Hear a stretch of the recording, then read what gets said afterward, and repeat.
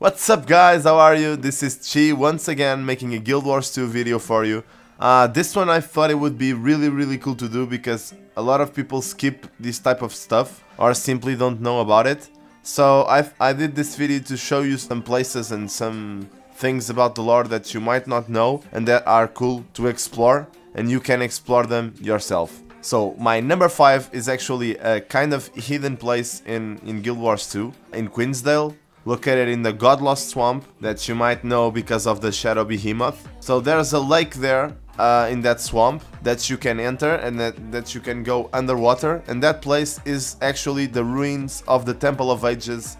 That was a really sacred place in Guild Wars 1, and you can visit it still in Guild Wars 1 and know the backstory of it. Most players in Guild Wars 1 use the Temple of Ages to enter the Underworld or the Fissure of Woe, that were really cool places to farm in, and I'm gonna show you some footage of Guild Wars 1 and show you how the Temple of Ages worked back then and how it was structured, and the ruins now. So you can see that we have a lot of statues broken.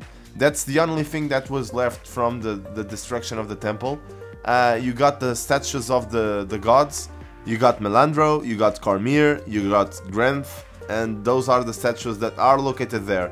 What is funny is that the statue of Cormyr was never placed back then on Guild Wars 1, so because Cormyr was only turned a god in the story of the Nightfall expansion, and it isn't placed in Temple of Ages. The statue of Cormyr isn't placed in Temple of Ages back then. So you can find the statue destroyed in Guild Wars 2, but that statue never existed in Guild Wars 1. So it's funny to know that the time kept evolving between both games, and that place is still there, so you can visit it anytime you want. If you want to take a look at the statues of the gods, you can. So my number 4 is actually the Flying Castle and the town of Garenhof, located in Castex Hills. And that place, that castle existed already on Guild Wars 1, so it was a really famous castle by players. You can't actually enter the castle in Guild Wars 1, and you can't enter it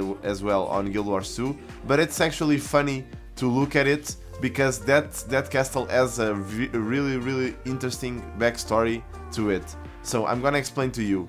There were some characters that visited the castle and lived in it that are very interesting to the lore of the game, such as the Vizier Kilbron, which was the man that sunk Or, that used the Scepter of Or to actually sunk the land after the gods left and the war stopped, and some of his disciples like Verata.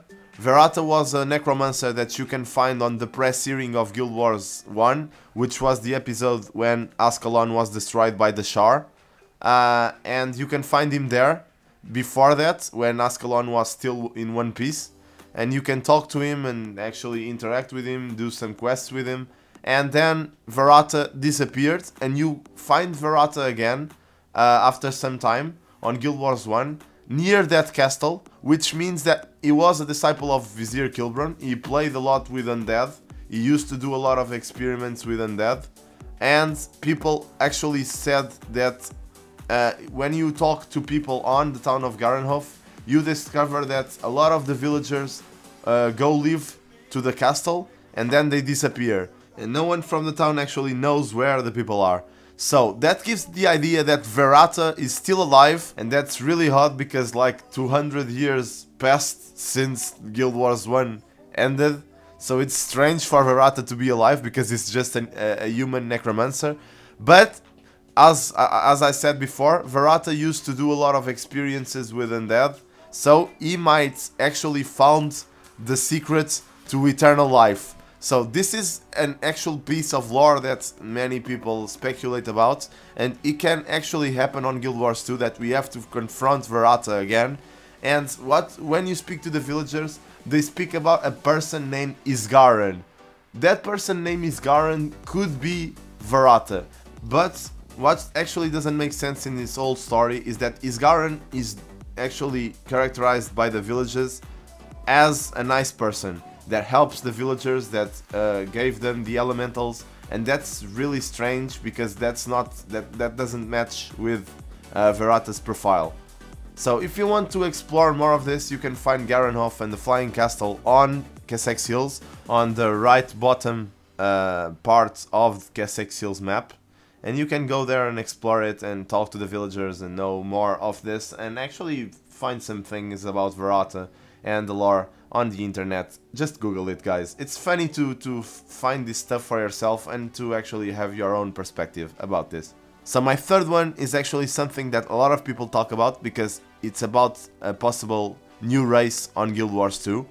And it's about the Tango Wall and the Dominion of Winds that were located on Caledon Forest. You can find the wall. It's a huge wall, guys. There's no way you can find it. It's completely huge and it covers a large amount of land on Guild Wars 2 that we can't explore yet. And that piece of land, it's actually the homeland of the Tango. The Tango are actually bird race, humanoid bird race that lives there in the Dominion of Winds. They used, in Guild Wars 1, they used to live, to cover all the lands, Kanta, Tyria, Elona. You can find Tangos everywhere. Now they join together as clans and they live in the Dominion of Winds, and that land is actually forbidden for us to travel to, and the Tango defend the wall. And you can actually find another piece of the wall on Lion's Arch and go there, and that place is actually located on Lion's Arch point of interest, which is called the Shuttered Gate. So you can actually go to the Shuttered Gate and find out another huge section of that wall that protects the Dominion of Winds. When I came to this section of the wall and when I looked to it, I found something really interesting that seemed to me like an Azuran door at the bottom of the wall. You can actually go there and see it by yourself, but I thought it was really, because it's actually a size, Azuran sized door, and it made me confused because I thought to myself, well, if they allow Azurans inside, this actually changes everything.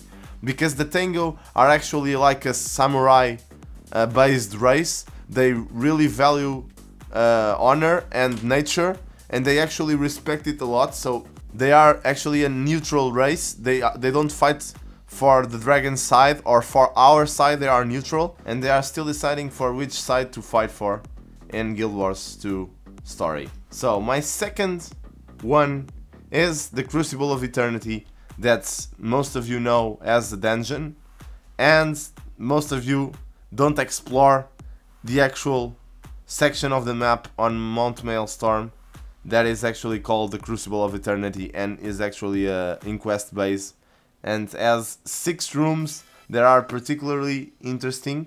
They have the names of colors.